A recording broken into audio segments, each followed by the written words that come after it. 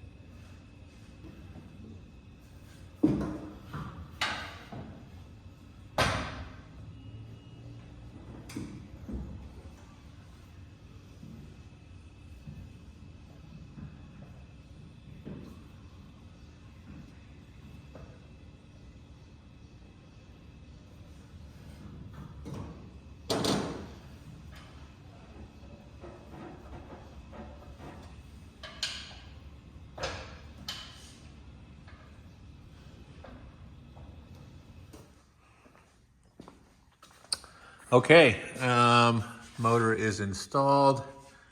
Accessory drive, starting to put that together. This is a V-belt pulley. I'm gonna swap that out for a serpentine belt pulley, but I had that pump laying around. I actually had a mid-mount housing laying around and alternator and AC compressor. But yeah, installed, looking good, nice and symmetrical. So check out these headers, how they tuck up in there. They fit nicely. So yeah, these were for, I believe, my Chevelle. But now they're on here. This says the HPI chassis reinforcement. The frame is boxed. I don't know if I ever did anything on the brake line kit that I did. Drilled and tapped the reinforcement. Residual check valve right there to keep the pedal nice and firm. You need to do that when you do disc brake conversions. Back here, I can't really see, but tucked up. The options for doing rear brake lines on these are one hard line to the middle, and then a flex line from here down to the differential, and then plumb the rear end housing. Since I'm not sure, I'm sure I'm gonna put a 9-inch in here eventually, but I'll probably just run it with this 10 bolt. So what I did was I put a brake fitting right there and a brake fitting right there, and I will run a flex line from there to the brake caliper. Allow me to remove the rear end if I need to without having to rebleed the brakes or anything. Originally, they put them in the middle so that the rear end can articulate, and that's the spot that moves the least. Since I'm not going to be doing any rock crawling, I just will do a line on each side. It'll be fine. What else? Oh, you can see someone did some floor repairs on here. They're okay for what this thing is. It's just a cruiser. I've undercoated everything under here. This is that super hard ceramic undercoating. I didn't do the middle because there's a good chance I'm going to cut this section out and raise the tunnel to allow this thing to go a little bit lower. Just, I don't know. Low is good. Man, look at that rear end. Or the exhaust fits right in there. The Gear Star 4L65E stage 4, I believe, is yeah, fits right in there. I already did the tunnel. I think I did a video on the tunnel earlier. Oh, see what it looks like from the top.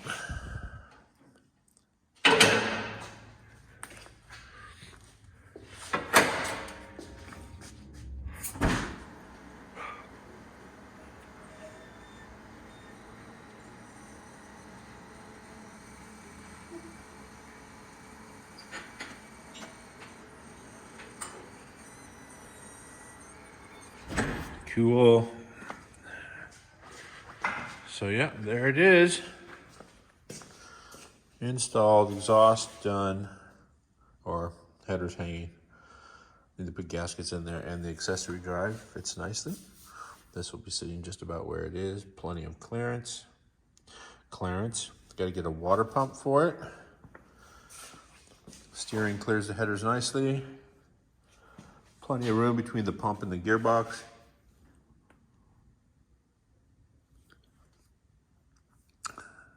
So that's it. Getting ready to start shooting another episode of Hot Rod Garage. So this thing is going to go on hiatus for a moment. Yeah, I'll just put it up on the lift or actually leave it down. This is California. You do get earthquakes. Never a good idea to store cars on the lift.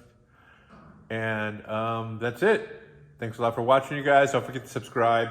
Leave some comments. Feel free to share the video. It helps me out a lot. And look for more videos in the future. Thanks. See you later.